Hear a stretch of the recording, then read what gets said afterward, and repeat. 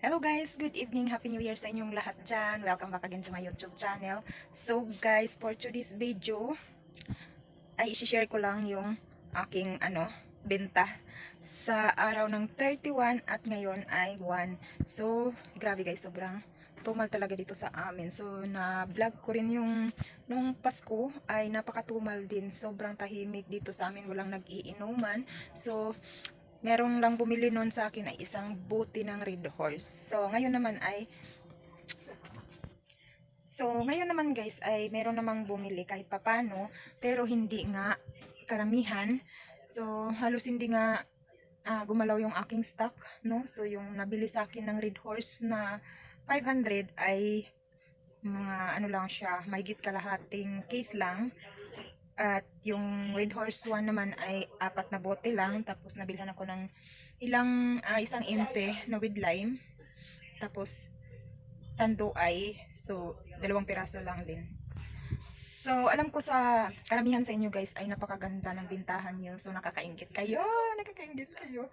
Yung mga stock ko nga guys hindi talaga nabuksan. So papakita ko sa inyo guys na. So ngayon pala ay 9 na mahigit guys. So magsasarado na ako kasi mahigit 1 AM na ako nakapahinga kagabi.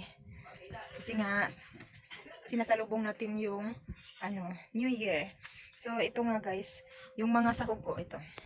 Ito yan, walang bawas. Yan lang yung pero wala pang bawas.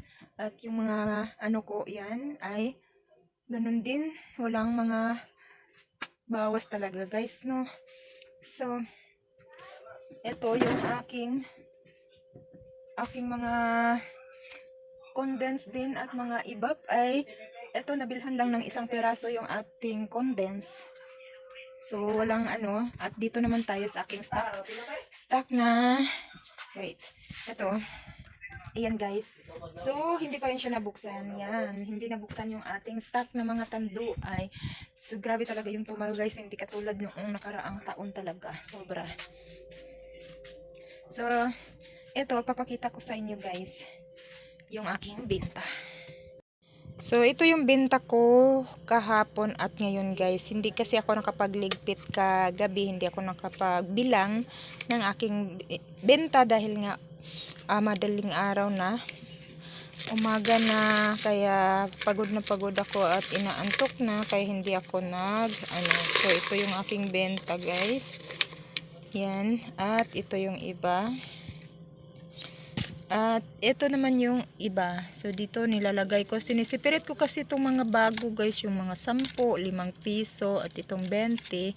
At ito namang may kasi ito mga boy na mano to. Kaya sinisipirit ko siya para hindi ko siya masukli. Ayan. Para hindi rin ako malito dito sa 5 peso na bago kasi parang piso. Ayan, minsan na mga customer ko nga kung hindi ko tinitingnan, akala nila piso. Sumusobra yung kanilang binabayad. Kaya tinitingnan ko talaga yung pera. Yan. Para hindi ako malito.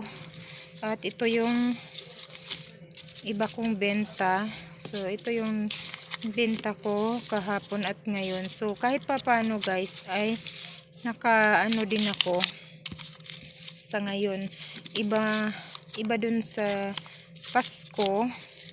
Noong Pasko ay lang naman. So naman ako nung Pasko nung naman ako ng aking kuta. Kaso lang syempre mas maganda talaga pag gumalaw yung mga alak mo. Mas maganda yung bintahan pag alak na yung gumalaw. So ito lang yung aking benta sa 2 araw guys. At nabawasan pa ito ng 200 kanina kasi may nag-deliver ng mineral. So ayan. So bilangin lang natin guys. So ito guys, so 3.8 yung ating benta. Hindi pa kasama yung barya at itong dito nakaseparate. Ayan.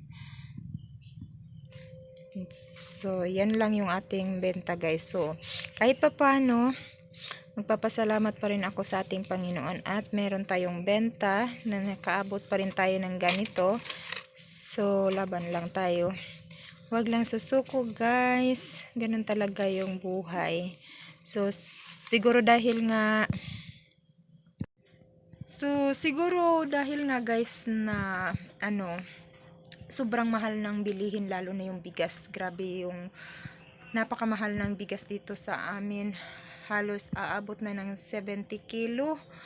Yung 1 kilo guys, no. So, sobrang mahal talaga ng bigas. So, yung mga nag-iinuman, so enough na sa kanila yung 2 bote lang, ganun.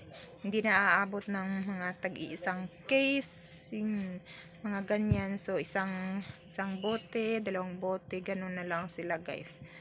Kasi nga, sobrang mahal ng mga bilihin natin. So, yun. At tapos, sa sobrang dami na rin namin ditong nagtitinda, so nagdagdagan na rin kami ng isa dito. So, marami na kami. So, naghati-hati na talaga yung mga customer mo. So, buti na lang din dito sa akin ay meron naman akong customer nga na taga ibang kalye, yun. Dun sa ibang sila guys, dumadayo na sila dito sa akin. So yun, nagpapasalamat ako at syempre sa ating Panginoon talaga hindi natin pwedeng kalimutan yun na magpasalamat tayo sa ating blessing araw-araw.